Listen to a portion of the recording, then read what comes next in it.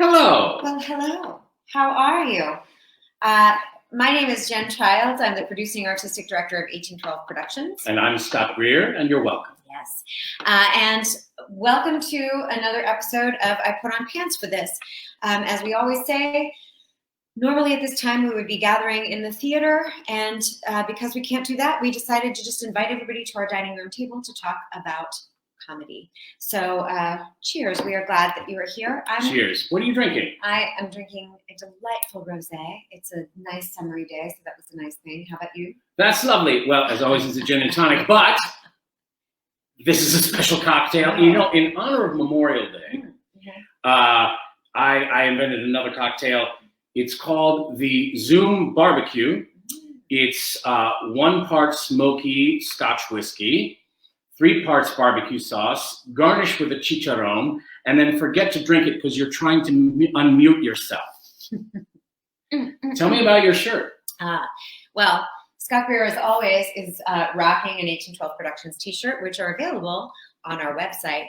This is a deep cut back into vintage 1812 t-shirt days.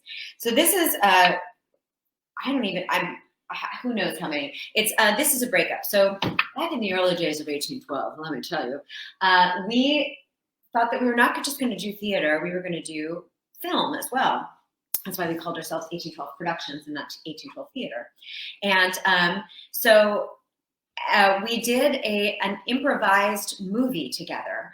Don Montre, who has been the head news writer for This Is the Week That Is for the past 14 years, amazing, directed and kind of sketched out this film that we called This Is a Breakup. And basically it followed some of the same rules as like Spinal Tap or Guffman did, in terms of we all had the characters that we were playing. And there was an outline, like we knew, right, like it goes from A to B, but we had to improvise. Yes.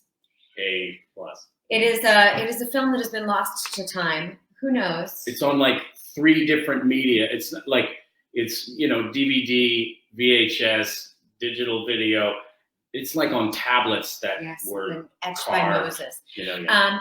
However, we are, who knows, maybe it will be exhumed in this time of quarantine. So we're taking a look. Lord knows we've got the time. Yes, indeed. But the reason that I am wearing this today is that we are talking about improvisation, the history of improvisational comedy, and specifically a show that we did, it was the first show I did after Lily was born, so it was 16 years ago. It was, yes, it was the winter of 2003.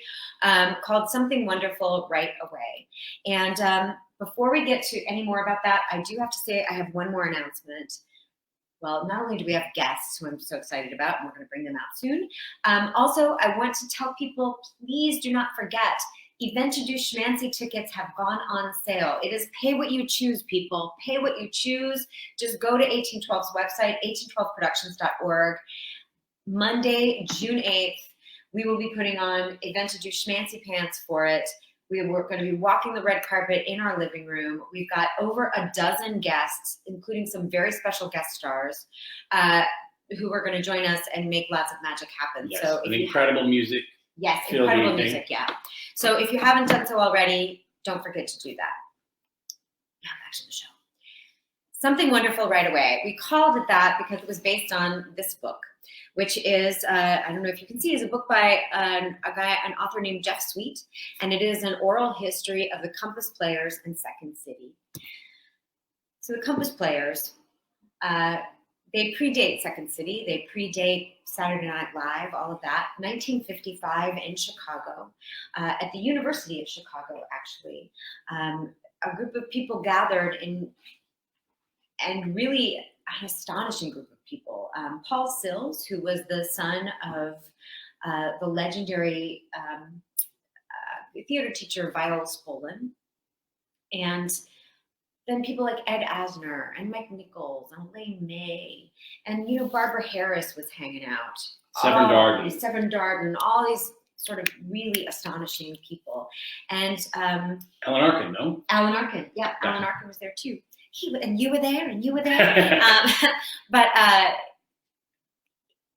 so the University of Chicago was a very, very liberal place in 1955. There was no age requirement to enter. So Sheldon Patinkin, who was one of the original Second City founders, was 15 when he entered. Everything was very much kind of like design your own program. And so people had a lot of extra time to spend working on theater. And one of the things that came up is for them that they were like, why are we doing Moliere and Shakespeare and all of these things that are so rooted in the past? I'm interested in looking at what is new theater. How do we talk about what's going on right now? And Paul Sill's mother, Viola Spolin, had created a whole series of sort of like improvisational theater games, improv for the theater. And those games became the basis of how this group of people began to improvise with each other and create something out of nothing. So when we set out to do something wonderful right away all those years ago. We had both done ComedySportz. Now you can talk about what ComedySportz is for those who may not know. ComedySportz is the longest running improvisational show in Philadelphia. It's been running since 1991, 92. Yeah, we have our guests that might be able to correct me on some of that. But ComedySportz spawned many marriages, many artistic partnerships, many careers. I joined in 1993, and they're still performing every Saturday, even on Zoom. You joined in 92? I joined in 92, 91, 92. And that's... Well, and it's a national organization. It started in Milwaukee in the 80s, I guess, but it's a short form, and we'll get into this a little bit later, the difference between short form and long form. And it's competitive improv. There's a ref. It uses sort of sports tropes. But it's in, again, our guests will tell how many cities across the country. But it's some of the best training I ever got. Absolutely. Because I'm terrible and lame. I heard a woman interviewed recently who writes for Saturday Night Live. I cannot remember her name, but she said that the best joke writing training she ever got was being a member of ComedySportz. So anyway. So, and I think, I was going to talk about something wonderful right away first, but I think let's just bring our guests on because we're both in that show. so and they can correct all of our historical mistakes. So we're going to bring on first to the screen. Please welcome the man, the myth, the legend, Dave Jadico. Please bring him. Hello. Hey. Oh, hey. Just hanging out. What are you drinking? I'm drinking a nice Belgian Hoegaarden beer. Oh. Yeah.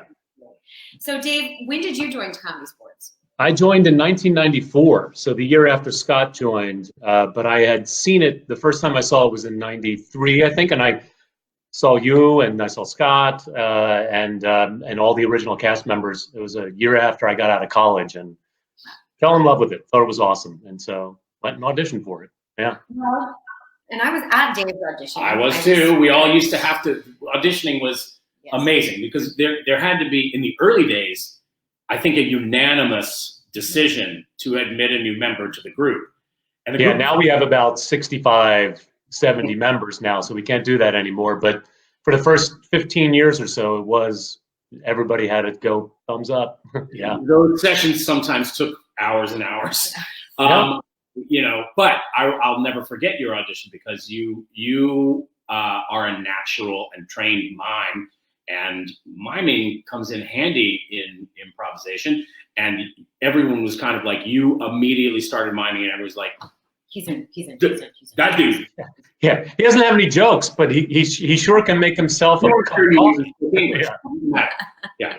But also for those of you who, many of our 1812 folks know Dave from This Is the Week That Is and many other 1812 productions. He's the man in the lobby. He's Bernie Sanders. He's all sorts of people, and has been working with us in the office as well as our development director. So I'm the development director too. Buy a ticket to Eventa du Schmancy, please. Our next guest tonight is also a member of ComedySportz, was also in Something Wonderful right away, and is just somebody who I admire so much. And has written a gorgeous book about improvisation. Yes, she has. Yeah, I love that book. I love that book. Yes. So please welcome to the screen, Mary Jackman Carpenter. Sneaks up on you, doesn't it, Mary? Hello, Mary. What are you drinking tonight? I am drinking a vodka gimlet. I prefer the vodka gimlet to gin gimlet. And it's one of the easiest drinks to make. So cheers. Nice. Cheers indeed. Cheers. Now, so Mary and I actually met at our audition for ComedySportz. We did. I remember that because I remember being like, oh my God, she's so good. And I had just moved back to Philly from LA. I actually grew up here. And I remember leaving Plays and Players where the callback was and seeing you up the street and walking with you and just saying like, hey, you don't know me. I thought you were great. And so started a beautiful friendship. Yep, indeed. That's a key for anyone who's interested. Start with a compliment. No, I was incredibly cowed by you. Now, had you had an improv experience before ComedySportz? A little bit, yeah. I started in college. I was in the Meow Show, which at Northwestern, which was sort of it was a combination of sketch and improv. And then I did take a couple classes at Second City while I was in college. And then when I graduated, my very first paying performance job was at the Lawrence Hall of Science in Sci-Prov, where we would actually had to learn about certain specific areas. I think one was wolves and one was volcanoes, like exhibits at the museum. And we would be in the lobby and we'd do like 30-minute sets where we'd have to kind of pimp out information about those things within these games. I would love to think that the wolf and the volcano thing happened at the same time. At some point. Oh, that's so good.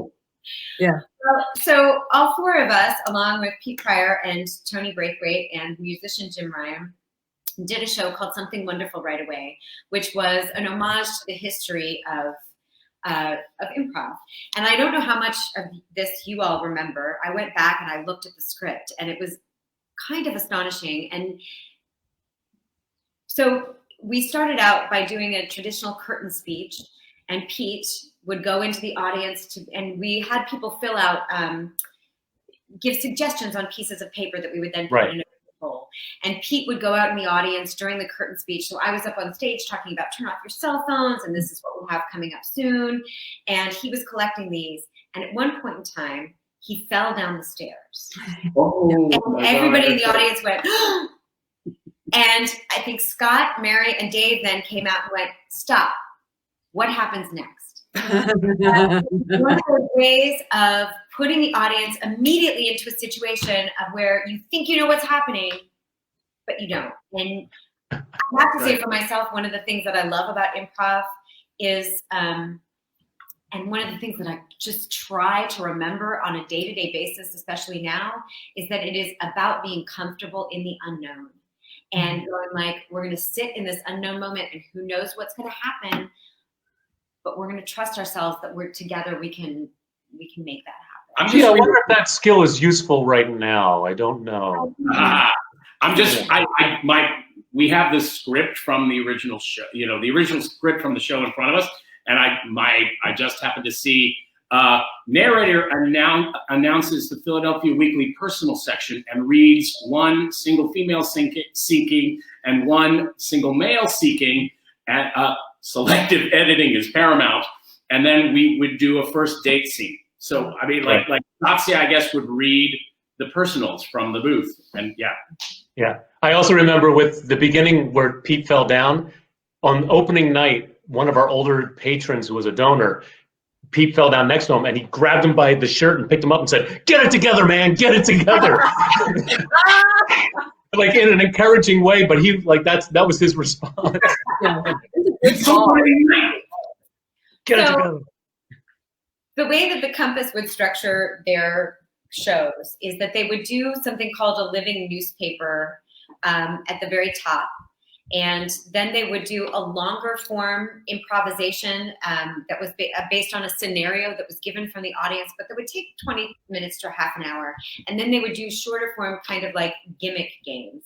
And I don't know, Dave or Mary, if either one of you wants to talk about the difference between long form and short form improvisation and your experience with it. It's interesting because that question comes up a lot. And for me, in terms of being both an improviser and a teacher of improv, is the skills are the same for both. It's how you apply them that's different. Short form tends to be more sort of specific game style improv. So sort of like Whose Line Is It Anyway, where there's certain sort of benchmarks you have to hit or certain gimmicks that you have to do. And I always like to, when I'm teaching, I always talk to them about like, what you're basically doing is using the gimmick of the game to help heighten the scene or help improve the scene that you're in. So for example, a game like Forward Reverse, where you're playing the scene regularly and then the moderator or referee says reverse, you have to play the scene in reverse. And then you have to play it forward again. So using that gimmick of having to go backwards and forwards and what that does to you as a performer, how can that then help move the scene along or help change the scene or any of those things? Whereas long form is much more sort of theatrically based, or it's much more sort of like doing a mini play, or it's more scenic based, right? So you might get a single suggestion to do a 20 to 25 minute set, or sometimes a 50-minute set, or even longer. And you develop from there, and it could kind of like, we say long form, it can take any kind of form at all. I think Dave has actually done more long form than I have, so he might have a better way of explaining it. Well, Mary, you really hit on it where you said they use the same tools, and it's just the presentation that's different. And but yeah, and long form, because you do it longer, you get more time to develop and learn about the characters and learn about the situations, because often the scenes are not just 3 minutes long; they can be much longer in duration. And often whole shows will have an arc to them that kind of have a theme, and sometimes it'll all wrap together at the end. And what is wonderful about long form is that the audience sits there and makes connections. So after you finish a long form set, an audience member will say, "Oh my God, it was awesome the way you played that fireman in the first scene, and the other character was always looking to be saved." And you'll have no idea that you were doing that, but the audience makes connections, because that's what we do as humans, is we make patterns and try to explain things. So it's a very active art form where the audience is constantly processing and participating with the performers. And often they are making connections that even the performers are not. Well, that is a great segue. Audience participating, because most improvisations start out from audience suggestions. And we tonight are calling on you, our Facebook Live audience, to type into the chat some suggestions for us. So in just a moment, and if you don't, all of those suggestions are going to come from my 16-year-old daughter, Lily. So we will be doing nothing except scenes about TikTok. So, joking. But do keep in mind who is vetting these suggestions, is all we're saying. So in just a moment, we are going to play a group game called Advice Panel. And it's a short form improv game. And what I'm going to need from everybody, you can start typing them in now, is a suggestion for I'm going to host the show. And Dave, Mary, and Scott are all going to be experts in some way. Or they're going to be here to give advice on something. And I'm going to need for each one of them a suggestion of an occupation. So an occupation for Dave, an occupation for Scott, and an occupation for Mary. So go ahead and start typing those into the chat. Any occupations you can think of.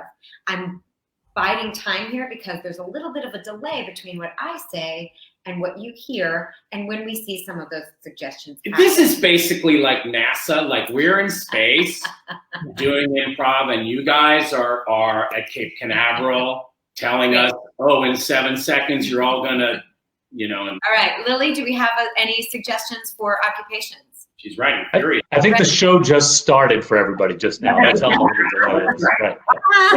Right. Lily, what's our first occupation? Hot air balloonist.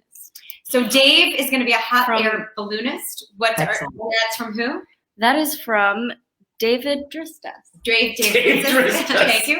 And our next occupation? From Beverly Beardsley is a preschool teacher. Scott, you're going to be a preschool teacher. Great. And one for Mary? From Christopher Colucci is orthodontist. And so Mary is going to be an orthodontist. So let's just remind ourselves, Dave, you are what? Hot air balloon pilot, was it? Ist. Yes, hot air balloonist. Scott? I am a preschool teacher. And Mary? I am an orthodontist. Great. And just to let you know, we're going to get this game started in just a second. However, I am going to need questions from you. Any questions that you might need advice on, things you've been thinking about, please type those into the chat. We'll take them in just a minute. However, I'm going to start everybody out with questions of my own. Hello, everyone, and welcome to Jen's Advice Panel.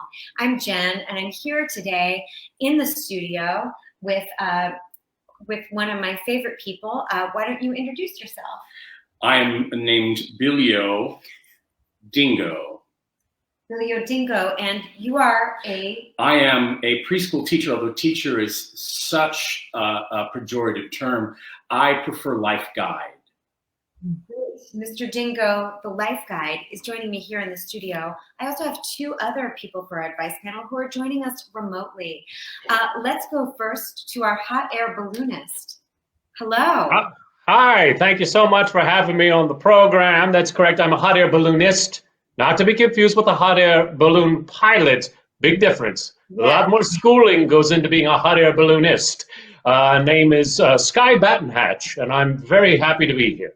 Sky Battenhatch. So that's fascinating. So much difference between a balloonist and a balloon operator. What is that difference? It's the amount of years in school. I went to school for 12 years. Great. And if you had been an operator, I think it would have been 20, right? No, you just sign a card and you submit it with the state with $5. Those guys are hacks. Understood. Sky. Well, thank you. And where are you broadcasting from, Sky? I am right now over Trevose, Pennsylvania, 3,500 feet. I pretty much can only see the old highway down there, but traffic is light, in case you're wondering, because traffic is light. Traffic is always light these days. Yes, excellent. Well, Sky and Mr. Dingo, we are also joined by another wonderful advice panelist, our orthodontist. Hello. Hello. Yes, I'm Dr. Tinkerton. I wasn't quite familiar with your program, but okay. Well, I'm so glad that you joined us, Dr. Tinkerton. And where are you broadcasting from? I am broadcasting from Springfield. Pennsylvania? Sure. There's many Springfields, so I have offices in all of them. Wow, that's fabulous. And are you an orthodontist that specializes in children or adults? Oh, I do both. Mm-hmm. I don't see them as different demographics. They're humans, and they should be treated the same. I understand. That's really wonderful. Well, Yeah. I'm grateful to all three of you for being here. Dr. Tinkerton, Mr. Dingo, and Sky. I'm just going to write your names down because I have a feeling I'll forget them. So I'm going to start out with a question of my own. Memorial Day is coming up. We're all stuck inside. What can we do from inside to celebrate and honor Memorial Day? Mr. Dingo, why don't we start with you? Well, as director of energy for the Moonbeam Center for Toddler Enlightenment, I have found that the most enriching journey is one that is inward. And so for our students, we encourage them to focus first on their belly button and then stop. And so I think that the pandemic, as you call it, is a crisis-tunity, if you will, to really focus on yourselves and shun the outside world because you are the answer and the true path. All of that is my belly button. That's something. Thank you, Mr. Dingo. Sky, what do you have to say about that? Do you agree? Yeah, well, yeah. So Memorial Day weekend, what to celebrate? Well, of course, I'm guessing most people don't have access to a hot air balloon. I'm going to recommend go to the second floor of your house, open the window, sit on the windowsill, simulate height, and say the Pledge of Allegiance.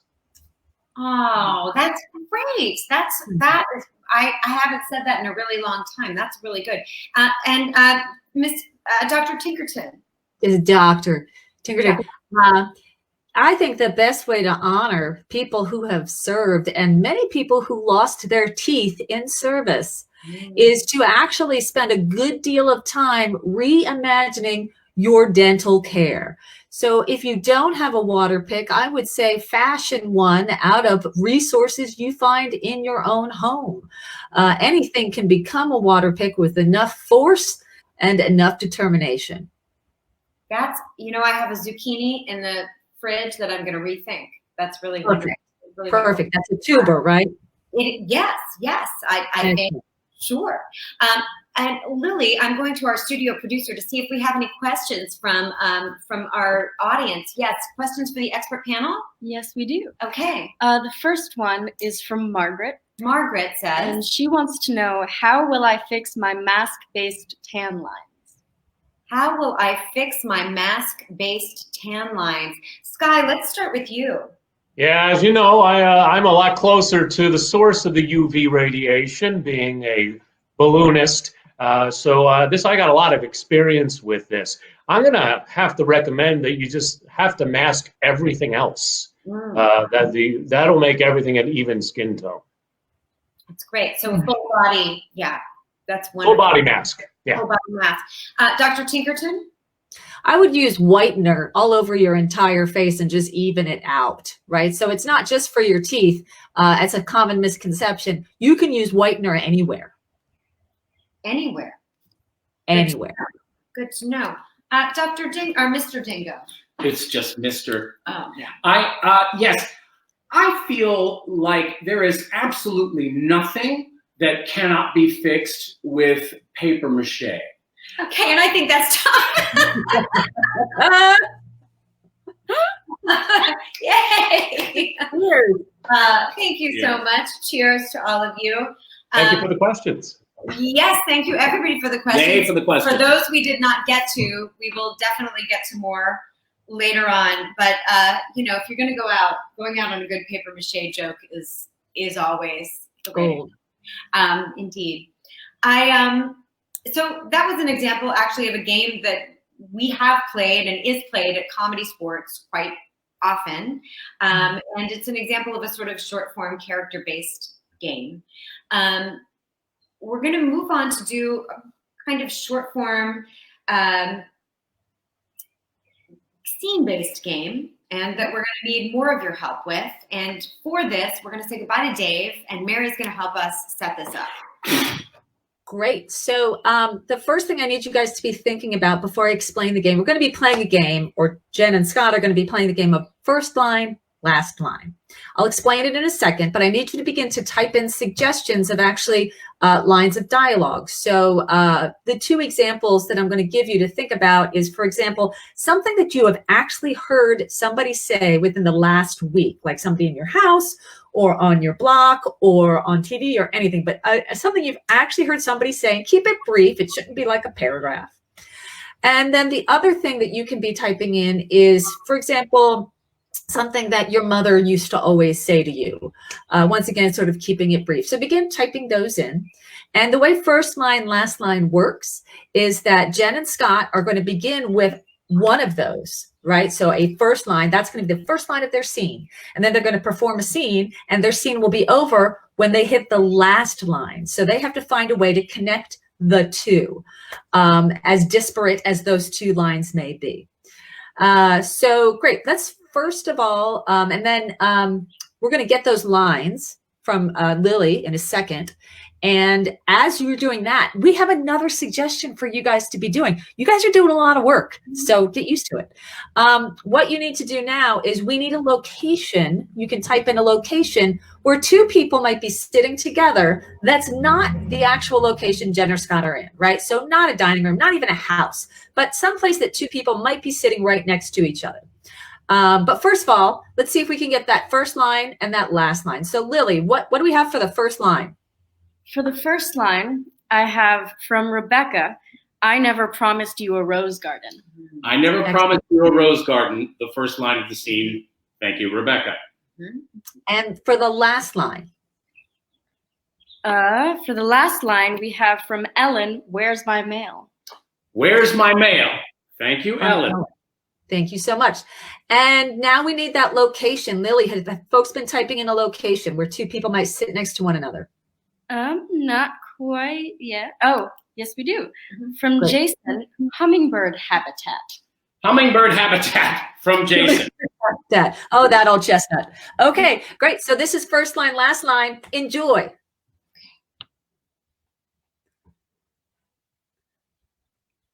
I never promised you a rose garden. I only promised you a hummingbird habitat. And that's what I gave you. Damn it.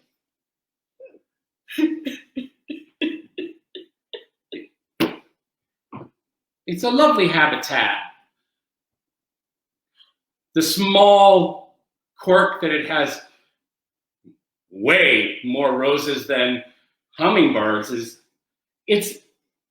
listen, it's a beautiful habitat. This could not be a better 50th birthday present. I know. Way better than the cougar sanctuary you gave me for my 40th. I know. Just trying to think of like, how do I outdo myself? No, How absolutely. do I and in a way that won't maul my brother, but that was unfortunate, but well, he lived a good life.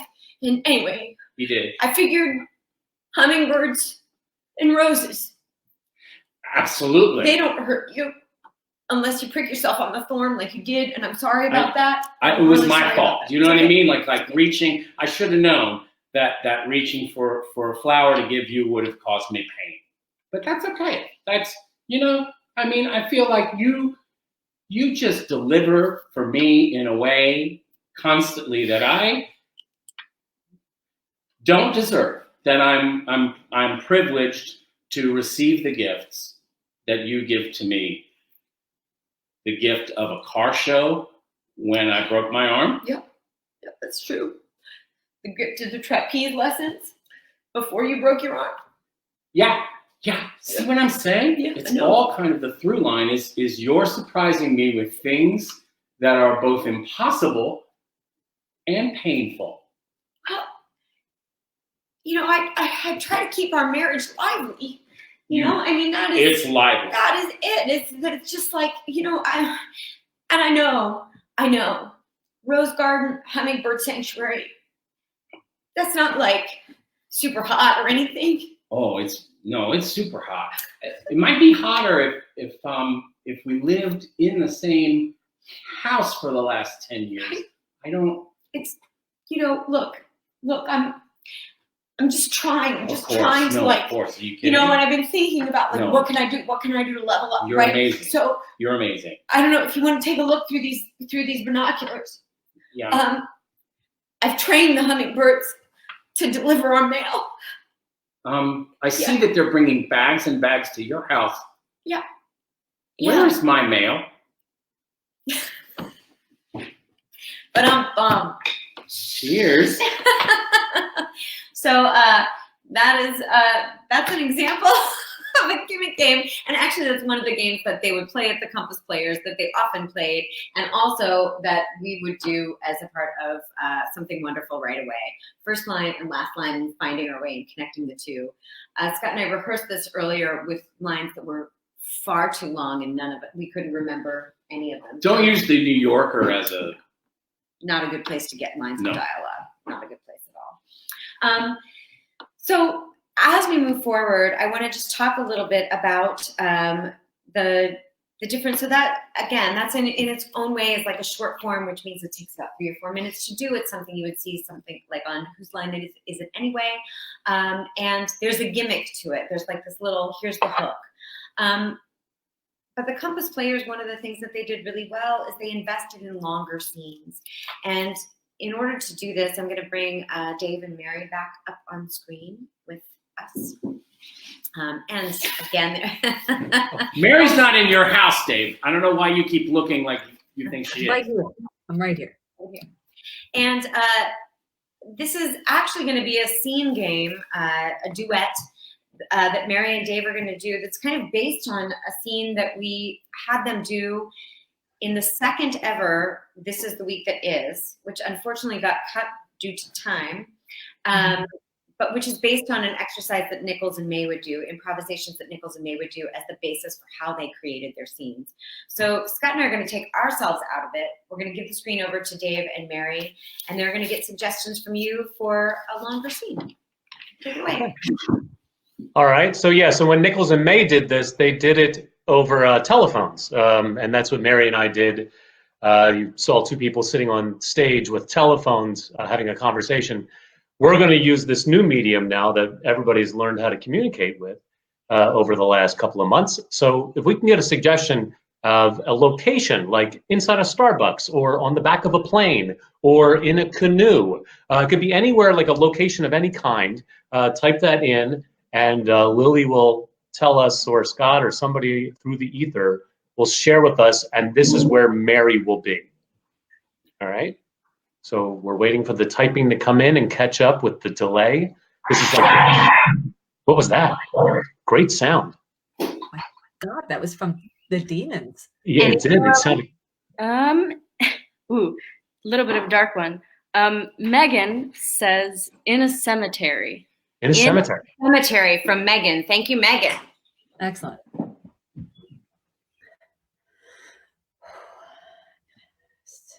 These flowers down, and I love meeting strangers at the cemetery. I'm sure you all had a great life. You remind me to live a good one too. Oh gosh, I have to make a quick Zoom call. Just 1 second. Bring in Dave. Here we go. Hi. Oh, Brenda. Hi. Hi. Yeah, I'll get those reports on your desk on Thursday, okay? Yeah, well, because I'm here on Fridays, and yeah, okay? One at a time in the office. Thank you. I'm sorry, Brenda. It's very busy here at the office. That's okay. You're in a cemetery. I am. Yeah, I was looking for plots, for all of us, for when, because we decided as a company that we would be buried together. Yeah, that's Brenda, thank you first off for the initiative. I appreciate that. Listen, Yeah. You are a terrific numbers person and comptroller, and your work has been stellar these last couple of weeks. Let me just tell you, you're doing a terrific job. This is a little above and beyond. Well, sure, but I'm happy to do it. I think it was an interesting idea that you brought up at the meeting that we should do more things together, and I like to think big. So what's ultimately the best thing we can do together is be in eternity together. Yeah. And there's quite a few options here. This is a newer cemetery. Mm-hmm. Well, it's actually got like a new section. It's also got a lot of people who died in the 1900s, early 1900s. Their stories sound fascinating based on the headstones. This one right here said Xavier Winston, an excellent sewing machine manufacturer, which is an interesting thing, I thought, to put on a headstone. He sounds industrious, Brenda. Brenda, when I said, a team building thing we all can do together, I was thinking a little more Dave and Buster's, we go play a little pool and have a few burgers kind of thing. the eternal rest side by side, forgetting about our own lifelines and families. That's quite a jump there you made. I don't know. I'm gonna have to beg to disagree here, because have you been to Dave and Buster's recently? It's a frightening. The lights alone, Dave, and then the games. The stakes are high. The stakes are very, very high. You never know what can happen at the end of a Dave and Buster's night. Yet at the cemetery, it's pretty much obvious what's going to happen. I'm saying it's not a big leap from Dave and Buster's to the cemetery. I don't think it's a big leap at all, especially not according to Plot 57. Plot 57? Plot 57, right over there. It's just an entire death by arcade games. It was heartbreaking, and I'm not gonna go there now. It's hard. It's been a hard week. I've been here every day.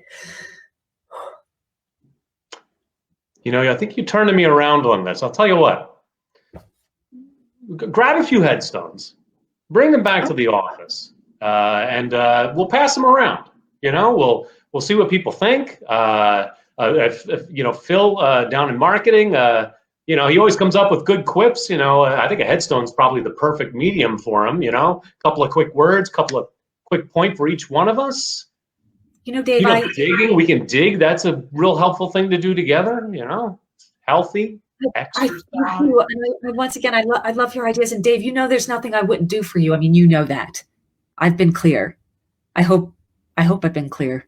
Yes, anyway, I'm a little nervous about stealing headstones. I mean, I'll do it. I will. I'll stay here until they close under cover of darkness. There's some woods over there, and I will hide there. I have provisions in my car.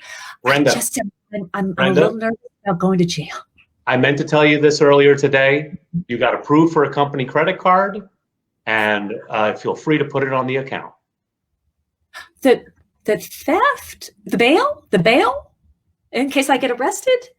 No. You got approved for the company credit card. You could put the headstones on the card, on the account. Oh, I didn't know that I thought you wanted me to collect headstones that were already in the ground.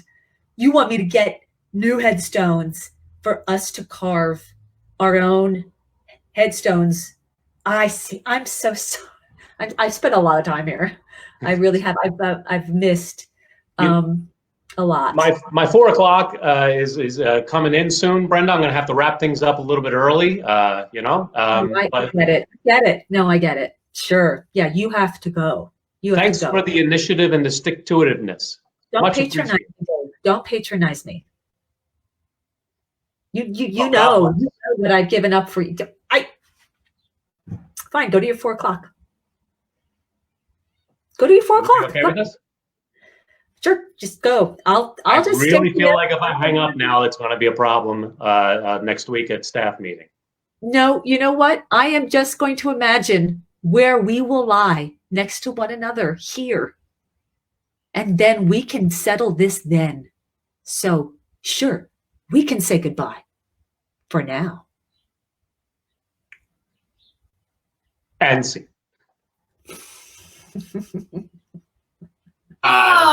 Oh my God. That is the way it is done. Nice. Do it again. Do the whole thing again. Here. And okay, I hate to say this yet again. We have over prepared. It is almost 6. It's 6:40, and so you're gonna have to tune back in next time when Mary and I do this scene together, because one of the things that in the true form of Nichols and May and many others, the committee was another improv group that came out of Los Angeles in the 60s. And I just want to say parenthetically this. I saw some amazing video online of the committee on the Dick Cavett show. Oh. And they were playing Emotional Symphony, which is a game where each performer is given an emotion and creates kind of a symphonic high-low from that emotion. And they did it not only with the groups from the committee, but with Dick Cavett and also with Janis Joplin, who was the special guest that time. What was her emotion? Do you remember? Frustration was her emotion. emotion. Wow. And It was astonishing. However, the committee, like Compass Players, like Second City, like Nichols and May, would often use improvisation to create standalone sketches that they would then perform again and again. And there's a really beautiful scene that Mary and I were going to do from the committee. We're just going to have, our next week is just going to be stuff we didn't have time for. Yeah, we're starting to accumulate them. So maybe like greatest hits that didn't hit will be the next whatever. Never did. But there's a beautiful scene called Summer Vacation that Mary, from the committee, that Mary and I were going to do. So it was great. I saw the rehearsal. You'll just tune in next time and we'll see. But I want to end really quickly with just an example of a joke-telling game, because we have long-form scenes, short-form, more gimmick games, expert things. And you know what, Dave? I'm actually going to ask you to explain what 185 is, because you've refed a lot more than I have. Great. This is a joke-telling game. It's called 185, and the way it works is the players here on the screen are going to tell jokes in the following format. 185 blanks walk into a bar. The bartender says, "I'm sorry, I can't serve blanks," and the 185 blanks respond with a punchline. So we'll get the blanks from all of you. Start typing them now. They can be just objects or food or anything at all. And I'll give a suggestion of how it works. Like if they were to say bananas, we would say 185 bananas walk into a bar. Bartender says, "I'm sorry, we can't serve bananas," and the bananas split. Exactly. It's going to make you groan or laugh or double over in pain. That's the whole point of the game. So we're just going to do a couple examples of these in non-competitive, very cocktail party format. Lily, do we have any suggestions for blanks? Yes, we do. Carlos suggests lizards.